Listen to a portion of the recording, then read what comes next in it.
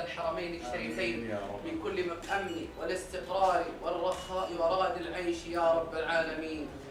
وادفع عنه الشرور والآثام، اللهم واجعل له واجعل كيده في نحره واجعل تدبيره في تدبيره.